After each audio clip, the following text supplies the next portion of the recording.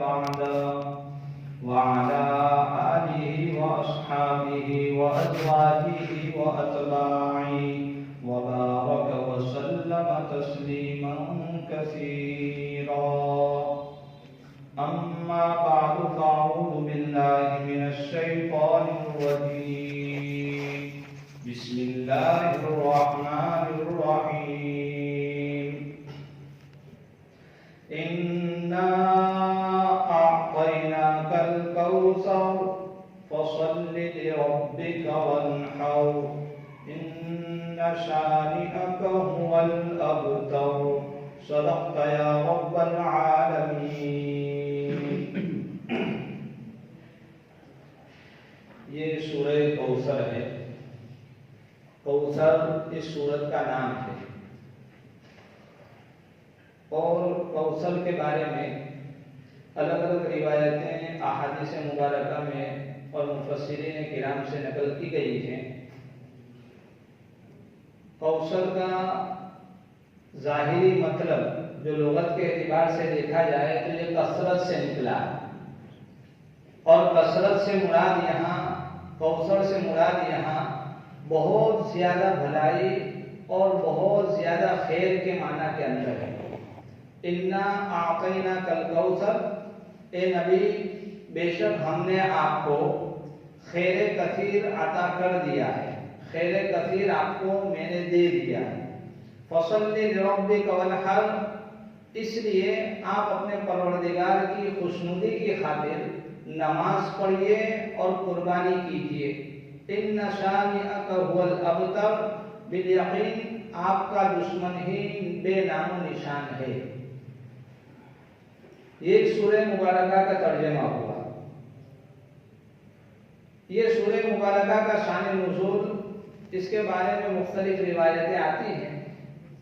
شان نزول سمجھنے سے پہلے ہمیں یہ بات سمجھنے کی ضرورت ہے کہ یہ سورہ مبارکہ مکی ہے یا مدنی ہے.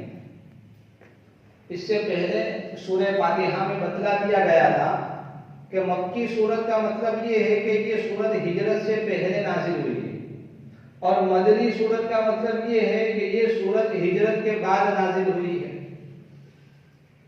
تب یہ سورہ مبارکہ مکی ہے، مکے کے زمانے میں نازل ہوئی ہے یا مدنی ہے اور ہجرت کے بعد نازل ہوئی ہے.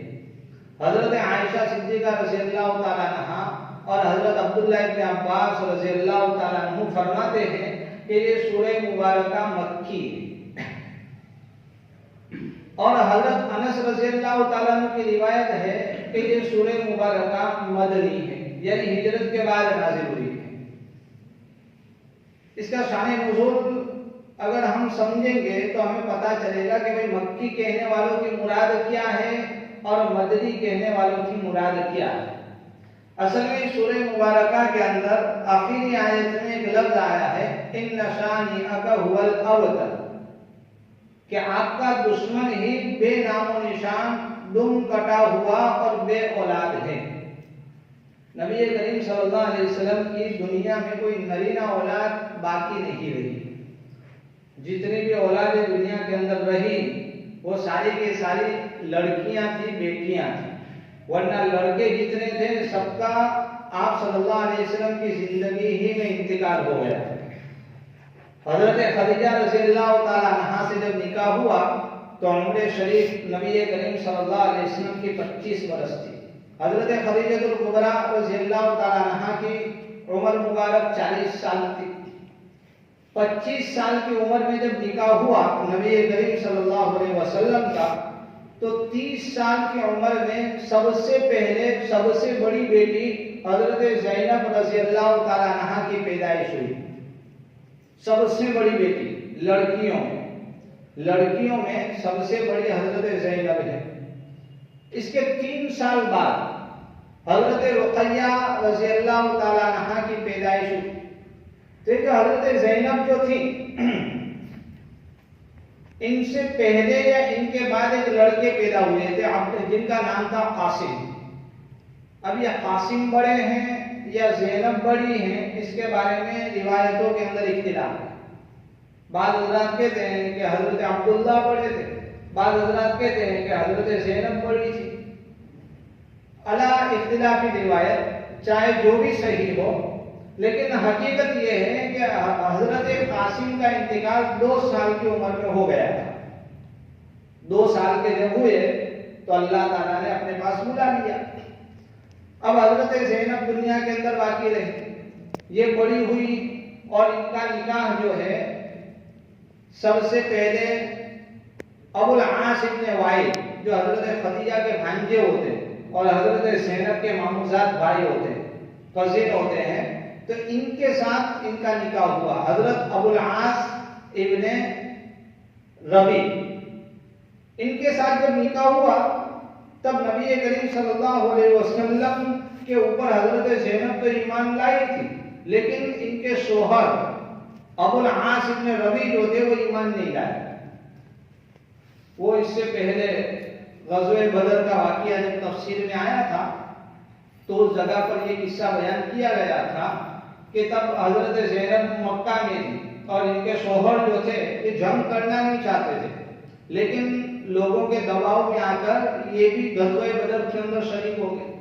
قید ہو کر آئے تو ان کے فدیے میں حضرت زینب رضی اللہ تعالیٰ عنہا نے اپنی والدہ حضرت خدیجہ والا ہار بھیجا تھا.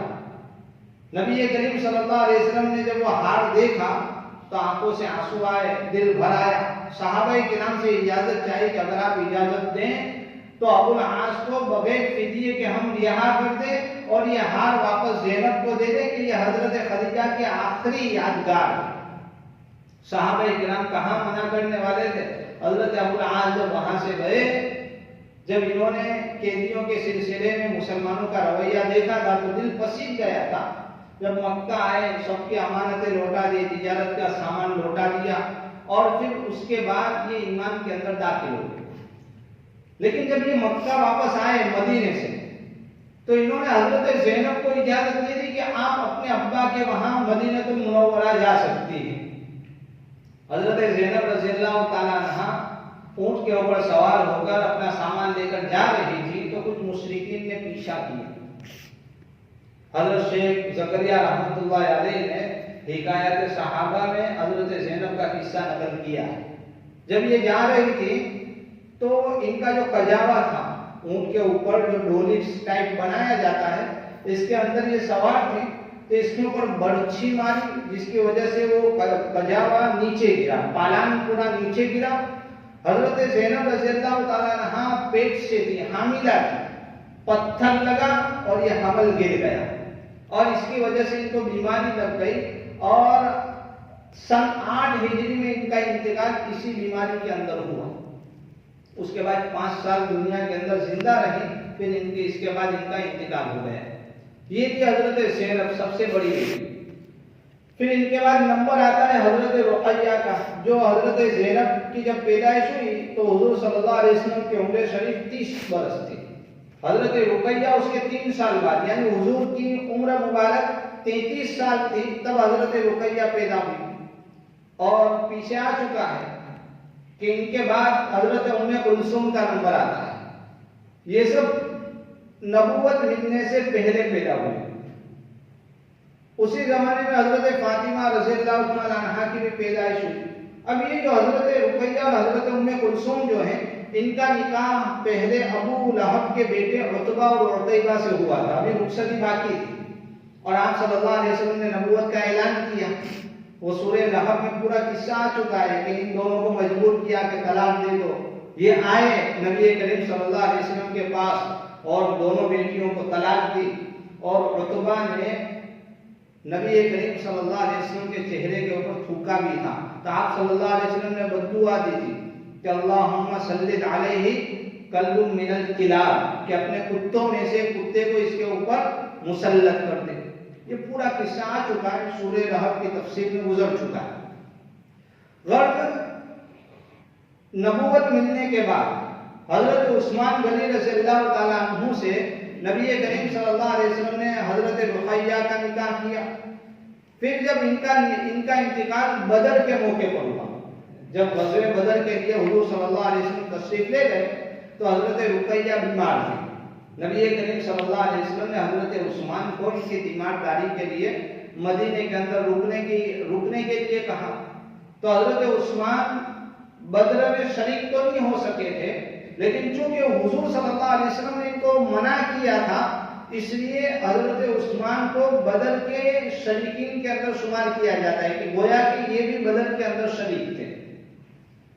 حضرت عثمان رضی اللہ تعالیٰ عنہ وہی تھے. اب بدر کی فتح کی خوشخبری دینے والا جب مدینہ المنورہ میں آیا تو حضرت عثمان اور دوسرے مسلمان حضرت رقیہ کو مدینہ منورہ کے قبرستان میں دفنا کر آ رہے تھے. اس کے بعد نبی کریم صلی اللہ علیہ وسلم نے حضرت ام کلثوم کا ان کے ساتھ نکاح کر دیا. اسی لیے ان کو ذو النورین کہا جاتا ہے، یعنی دو نور والے. کیا آپ صلی اللہ علیہ وسلم کے دو بیٹیوں کے ساتھ ان کا نکاح ہوا تھا. پھر حضرت فاطمہ الزہرا رضی اللہ تعالیٰ عنہا یہ چوتھی بیٹی ہیں جن کا نکاح حضرت علی کے ساتھ ہوا.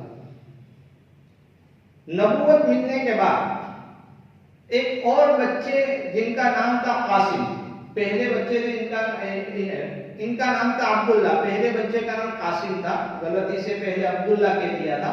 تو عبداللہ کا 2 سال کے اندر انتقال ہو گیا.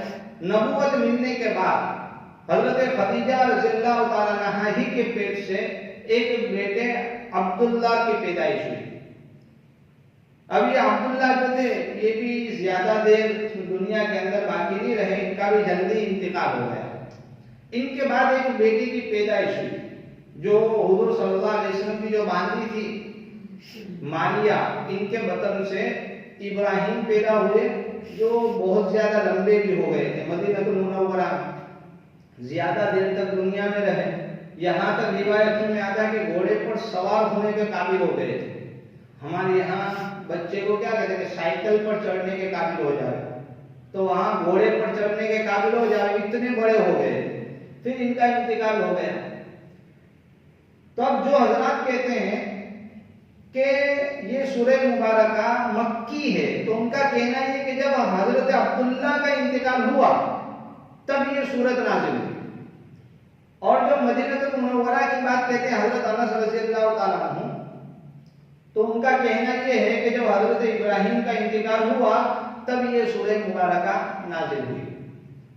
اصل میں نبی کریم صلی اللہ علیہ وسلم کے جب بیٹوں کا انتقال ہو گیا، اس کو مدنی سورت کہنا یہ زیادہ راجح ہے. عام طور پر مفسرین نے اس کو مکی ہی قرار دیا ہے کہ یہ مکہ ہی میں نازل ہوئی ہے. اور یہ حضرت عبداللہ کا جب انتقال ہوا تب نبی کریم صلی اللہ علیہ وسلم کو عاص ابن وائل، ابو لہب یہ لوگ تانا دینے لگے.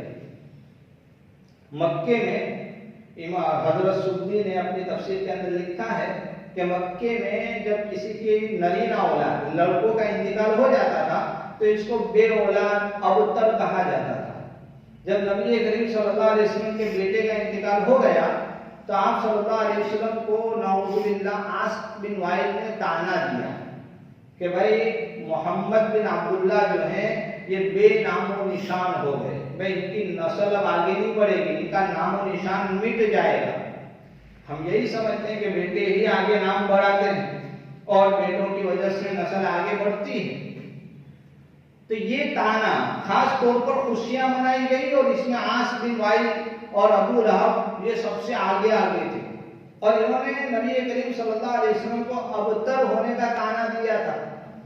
تو اللہ تعالیٰ نے اس تانے کے جواب میں اور ان کی خوشی کے جواب میں نبی کریم صلی اللہ علیہ وسلم کی شان میں یہ سورہ مبارکہ نازل فرمائی. انا اعطیناک الکوثر، یقیناً ہم نے آپ کو بہت زیادہ بھلائی اور خیر عطا فرمائی.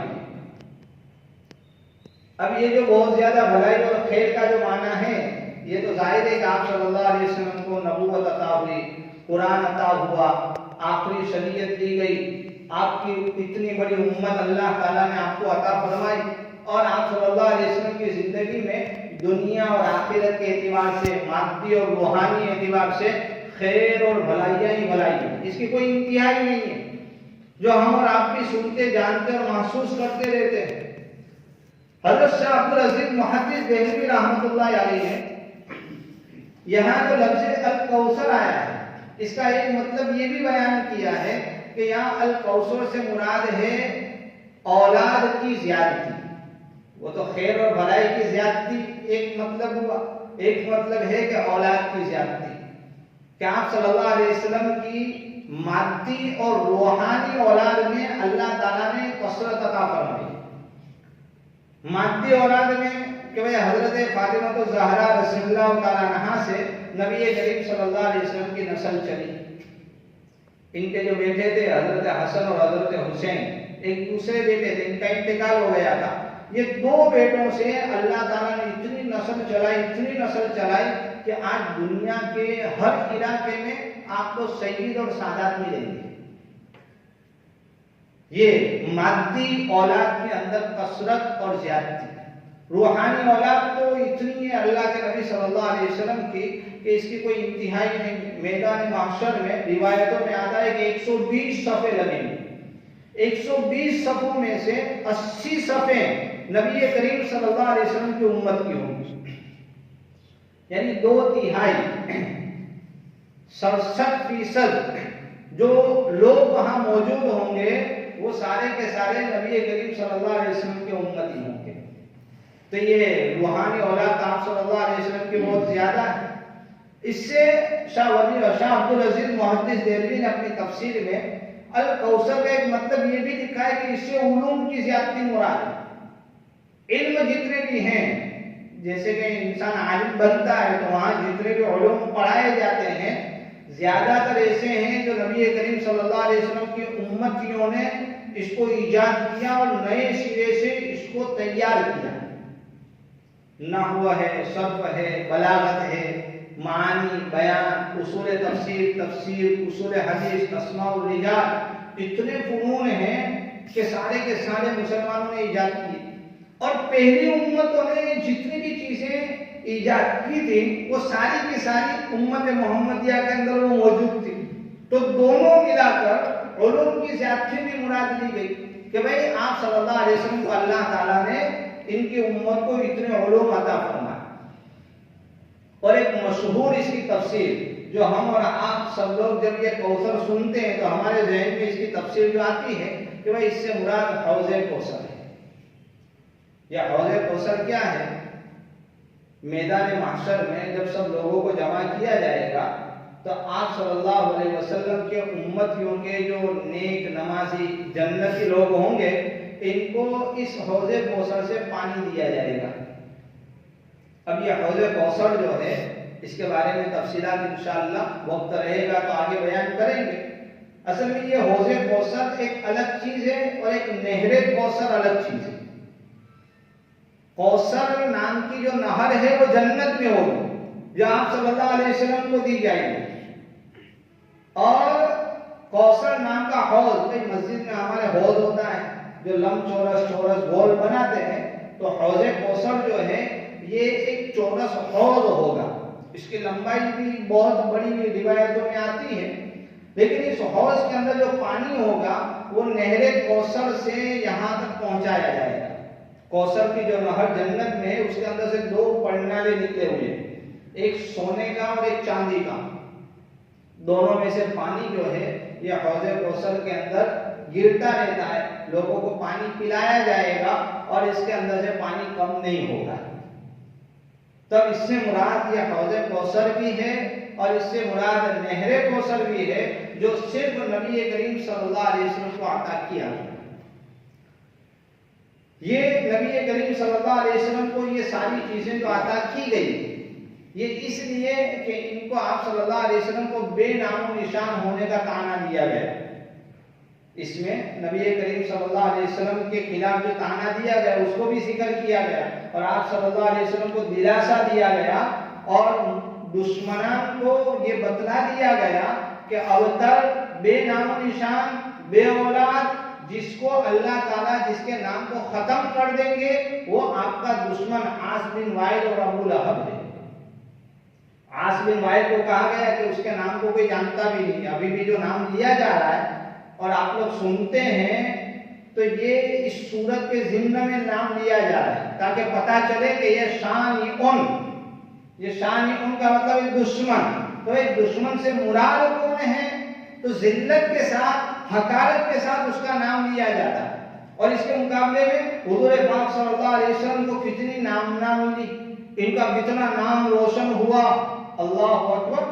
اللہ تعالیٰ نے آپ صلی اللہ علیہ وسلم کے نام کو ساری دنیا کے اندر عام کر دیا. آپ صلی اللہ علیہ وسلم کے ماننے والے، آپ کی شان و شوکت، آپ کے اشاروں پر جانوں کی بازی لگا دینے والے، آپ کے وضو کے گرتے ہوئے پانی کو اپنے جسموں پر ملنے والے آج دنیا میں آج بھی موجود ہیں کہ لوگ آپ صلی اللہ علیہ وسلم کے لیے جان نچھاور کرنا اپنے لیے فخر کا سبب سمجھتے ہیں. اور اس کے علاوہ اللہ تعالیٰ نے اپنے نام کے ساتھ نبی کریم صلی اللہ علیہ وسلم کے نام کو جوڑ دیا. دنیا کا نظام اللہ تعالیٰ نے ایسا بنایا ہے کہ دنیا میں ہر وقت کہیں نہ کہیں اذان اور اقامت ہوتی رہتی ہے، اور جہاں جہاں اذان ہو رہی ہے وہاں اللہ کا نام بھی لیا جا رہا ہے اور نبی کریم صلی اللہ علیہ وسلم کا نام بھی لیا جا رہا ہے. کائنات کی جو فضا ہے، دنیا کی فضا، یہ اللہ اور اللہ کے رسول صلی اللہ علیہ وسلم کے نام کے بغیر قائم نہیں ہے. ہر وقت کہیں نہ کہیں اذان کے اندر، اقامت کے اندر یا کسی اور جگہ کے اوپر اللہ اور اللہ کے رسول کا نام باقی ہے. تو اللہ نے آپ صلی اللہ علیہ وسلم کے نام کو اتنا باقی رکھا. وہاں مکے میں آپ صلی اللہ علیہ وسلم کو دلاسا دیا گیا کہ آپ کا نام ختم نہیں ہوگا. صرف بیٹوں کے ذریعے سے ہی اللہ تعالیٰ ناموں کو نہیں چڑھاتے ہیں. یہ نبی کریم صلی اللہ علیہ وسلم کی خصوصیت ہے کہ آپ صلی اللہ علیہ وسلم کے اولاد اور نسل کو بیٹیوں کے واسطے سے چڑھایا گیا. روحانی اولاد اتنی بنائی. اور اس کے علاوہ ہر کوئی یہ خواہش کرتا ہے کہ میرے یہاں بیٹا ہوگا تو اس کا نام محمد اور احمد رکھوں گا. اور نام کے اندر اگر محمد نہیں ہے تو آگے پیچھے لگا دیتے ہیں اور اس کو فخر کا باعث سمجھتے ہیں. تو اس سے زیادہ اور کیا ہو سکتا ہے؟ اِنَّا أَعْطَيْنَاكَ الْكَوْثَرَ، ہم نے آپ کو کوثر عطا کیا. اور تیسری آیت میں اِنَّ شَانِئَكَ هُوَ الْأَبْتَرُ بتلایا. یہ دو نعمتیں اللہ تعالیٰ نے اس سورہ مبارکہ میں جو نبی کریم صلی اللہ علیہ وسلم کو عطا کی گئی اس کے بارے میں بتلایا کہ یہ دو نعمتیں ہم نے آپ کو دی. ان دو نعمتوں کے شکرانے کے اندر آپ کو کیا کرنا ہے؟ فَصَلِّ لِرَبِّكَ وَانْحَرْ. ان دو نعمتوں کے شکرانے کے نتیجے میں اپنے پروردگار کی خوشنودی حاصل کرنے کے لیے نماز پڑھیے اور قربانی کیجیے. قربانی سے مراد ظاہر ہے کہ بقرعید میں عید الاضحیٰ کے موقع پر جو جانور قربان کرتے ہیں وہ یہاں مراد ہے. وَانْحَرْ، اس لیے اس کو نحر بھی کہا جاتا ہے. تو قربانی کرنا یہ بھی شکرانہ ہے. اور اس کے علاوہ یہاں نماز سے مراد کیا ہے؟ بعض مفسرین کہتے ہیں کہ یہاں پانچوں نمازیں مراد ہیں اور دوسرے مفسرین کہتے ہیں کہ یہاں عید الاضحیٰ کی عید کی نماز مراد ہے. عید الاضحیٰ کے دن جو عید کی نماز پڑھی جاتی ہے یہ یہاں مراد ہے. اسی لیے اس کے بعد نحر کا تذکرہ ہے کہ بھائی قربانی کیجیے. تو نماز کے بعد قربانی کی جاتی ہے. اور حضرت انس رضی اللہ تعالیٰ عنہ کی روایت بھی ہے کہ یہ سورت نازل ہونے سے پہلے حضور صلی اللہ علیہ وسلم پہلے قربانی کرتے تھے پھر نماز پڑھتے تھے. لیکن جب یہ سورہ مبارکہ نازل ہوئی تو آپ صلی اللہ علیہ وسلم نے اس آیت کی ترتیب کے مطابق پہلے نماز پڑھنا اور اس کے بعد قربانی کرنا شروع کر دیا. اس کے اندر اللہ تعالیٰ نے اشارہ بھی دے دیا کہ اگر کسی کے پیچھے لوگ پڑے ہوئے ہوں تو انسان کو چاہیے کہ ان کی شرارتوں سے اور ان کے حسد سے بچنے کے لیے نماز اور قربانی دو چیزوں کو شروع کر دے. یعنی قربانی کے اندر خوب اللہ کے خاطر جانور ذبح کرے، قربان کرے اور نمازوں کی پابندی اور نمازوں کا اہتمام کرے. ان دو کی وجہ سے اللہ تعالیٰ دشمنوں سے محفوظ فرمائیں گے. یہ سورہ مبارکہ کا خلاصہ ہو گیا. اب اس میں ایک لفظ آیا ہے الکوثر، تو اس کو ہمیں سمجھنے کی ضرورت ہے کہ اس کے بارے میں نبی کریم صلی اللہ علیہ وسلم سے بخاری مسلم میں دوسرے حدیث کی کتابوں میں روایتیں ملتی ہیں کہ بھائی الکوثر سے مطلب کیا ہے. ایک تو ایک حوض کوثر اور ایک ہے نہر کوثر. دونوں کے بارے میں روایتیں آتی ہیں کہ نبی کریم صلی اللہ علیہ وسلم نے فرمایا کہ میں معراج کے موقع پر، معراج کی رات جب جنت کی سیر کرائی گئی تو آپ صلی اللہ علیہ وسلم نے دیکھا ایک نہر کو. کہ جس کا پانی بڑا خوبصورت نظر آ رہا، اور اس کے اوپر قبے بنے ہوئے، گنبد بنی ہوئی، اور ایک ہیرا، اس کو تراش کر ایک ہیرے کی ہی ایک گنبد بنائی گئی ہے، بڑی بڑی گنبد، یہ دور تک پوری نہر کے اندر ہیروں کی گنبد بنا دی گئی، ایک تو ہیرے کے گنبد اور ایک ہی ہیرے کو تراش کر اتنے بڑے بڑے قبے بنائے گئے ہیں۔ آپ صلی اللہ علیہ وسلم نے حضرت جبریل سے پوچھا کہ بھئی یہ کیا ہے؟ تو فرمایا کہ یہ نہر کوثر ہے جو اللہ تعالیٰ نے آپ کو عطا کی، اور اس کا پانی جو ہے یہ شہد سے زیادہ میٹھا، دودھ سے زیادہ سفید، اور اس کی مٹی جو ہے یہ مشک کی اس کی مٹی ہے، اور اس کے اندر سے خوشبوئیں پھوٹتی۔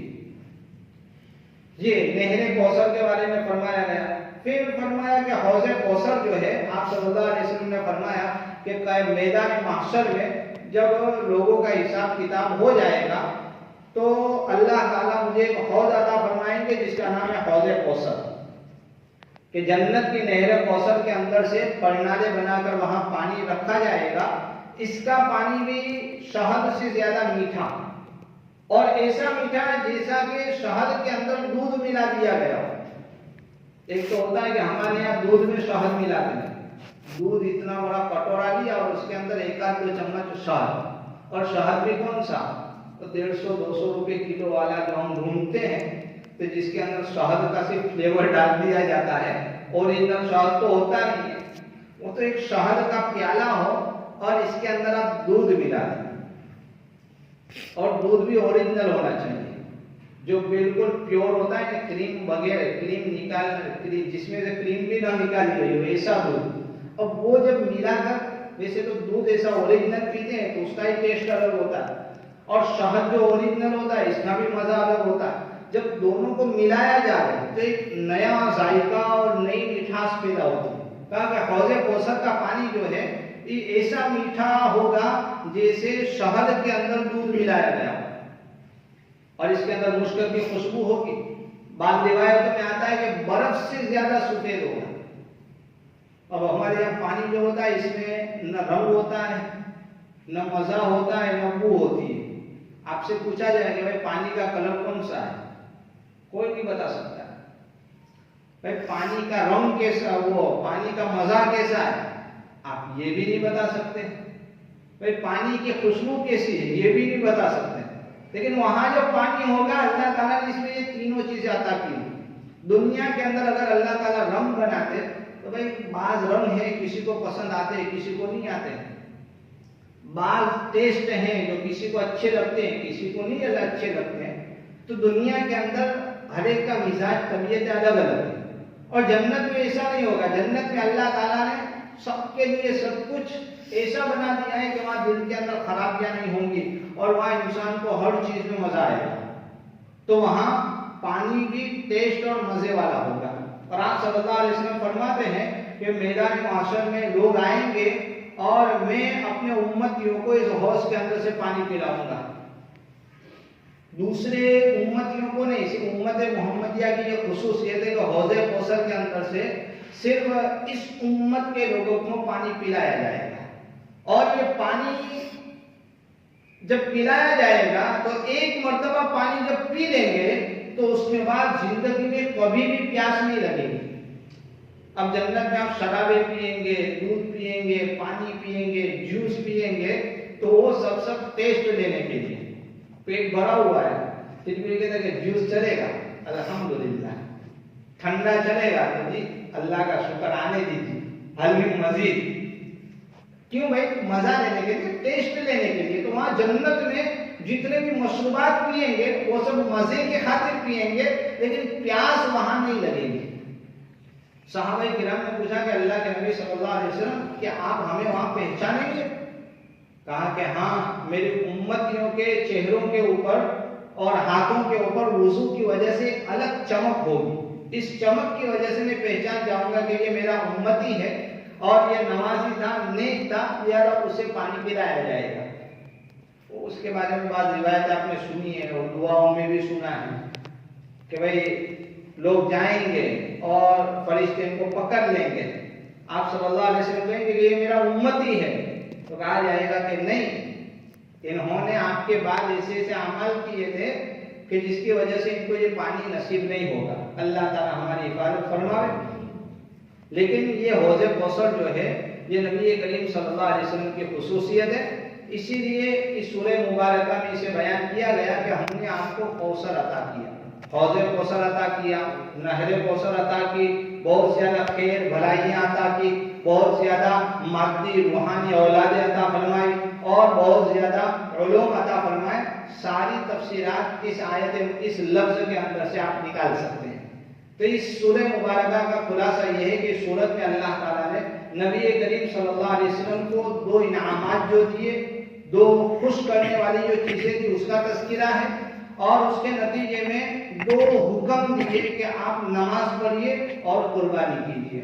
اللہ تعالیٰ ہمیں بھی بھلائی عطا فرماوے اور ہمیں بھی حوض کوثر کے اوپر پانی نصیب فرماوے، ہمیں بھی نمازوں کی توفیق عطا فرماوے، اور اللہ تعالیٰ ہمیں بے نام و نشان نہ بنائے۔ وآخر دعوانا الحمدللہ رب العالمین۔ درود شریف پڑھیے۔ بسم اللہ الرحمن الرحیم۔ سبحان ذی الفضل والطول، سبحان ذی المن والنعم، سبحان ذی المجد والکرم، سبحان ذی الجلال والاکرام۔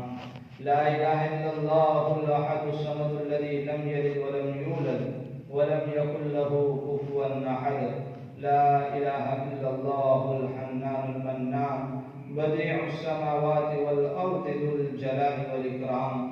اللهم صل على سيدنا ونبينا ومولانا محمد وعلى آل سيدنا ونبينا ومولانا محمد كما تحب وترضى بعدد ما تحب وترضى يا كريم يا أرحم الراحمين يا أكرم الأكرمين يا مالك الملك يا الله يا رحمن يا رحيم يا حي يا قيوم یا ذا الجلال والاکرام۔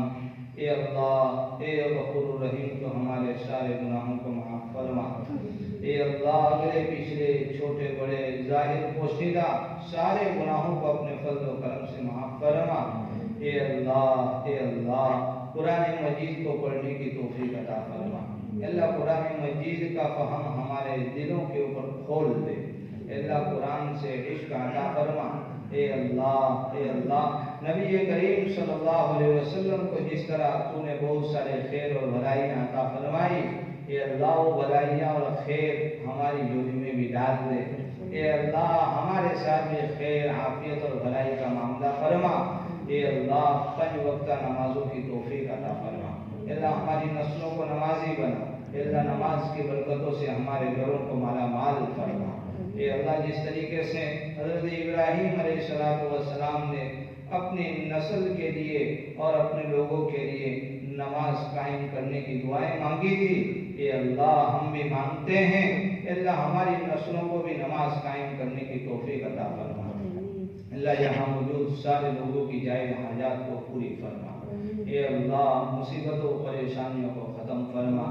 دنیا آخرت کی جتنی بھی ضرورتیں ہیں، اے مولا کریم، اپنے فضل و کرم سے اپنی شان اے اللہ سب کو عطا فرما۔ آج تک جب بھی تجھ سے مانگا کبھی تو نے محروم نہیں فرمایا، آج بھی آئندہ بھی کبھی ہمیں محروم نہ فرما۔ ہماری دعاؤں کو اپنے فضل و کرم اور حبیب پاک صلی اللہ علیہ وسلم کے صدقے طفیل میں قبول اور منظور فرما۔ یا رب صل وسلم دائما ابدا علی حبیبک خیر الخلق کلہم برحمتک یا ارحم الراحمین۔